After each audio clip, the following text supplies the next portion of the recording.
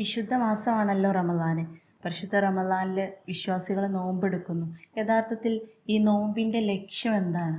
നോമ്പിൻ്റെ ലക്ഷ്യത്തെക്കുറിച്ച് പറയുമ്പോൾ നമ്മോട് നോമ്പെടുക്കാൻ പറഞ്ഞിട്ടുള്ള സൃഷ്ടാവ് അതിനെ കൃത്യമായിട്ട് പറയുന്നുണ്ട് വിശുദ്ധ ഗ്രന്ഥത്തിലൂടെ. യാ അയ്യുഹല്ലദീന ആമനു കുത്തിബ അലൈക്കുമുസ്സിയാമു കമാ കുത്തിബ അലല്ലദീന മിൻ കബിലിക്കും. ഇതിൽ വ്യക്തമായി പറയുന്നുണ്ട്, വിശ്വാസികളെ, നിങ്ങൾക്ക് നോമ്പ് നിർബന്ധമാക്കപ്പെട്ടിരിക്കുന്നു, മുൻ കഴിഞ്ഞ സമൂഹത്തിന് നിർബന്ധമാക്കപ്പെട്ടതുപോലെ. എന്നിട്ട് പറയുന്നത് ലാലക്കും തത്തക്കും, നിങ്ങൾ മുത്തക്കീങ്ങളാകുന്നതിന് വേണ്ടി, അതായത് സൂക്ഷ്മതയുള്ളവരായി വേണ്ടി. അപ്പോൾ ശരിക്കും നോമ്പിൻ്റെ ലക്ഷ്യം എന്ന് പറഞ്ഞാൽ തെക്കുവയാണ്, സൂക്ഷ്മതയിലെ എത്തിക്കുക. അതല്ലാത്ത മറ്റ് ലക്ഷ്യങ്ങൾ നോമ്പിന് വരുന്നില്ല, കൃത്യമായി പറയുന്നുണ്ട്. അതുപോലെ തന്നെ ഒരു ഹദീസിൽ പറയുന്നുണ്ട്, മൻസാമ റമദാനൻ ഈമാനം വഹ്തിസാബം ഒഫിറ ലഹുമാ തഖദ്ദമ മിൻ ദംബിഹി.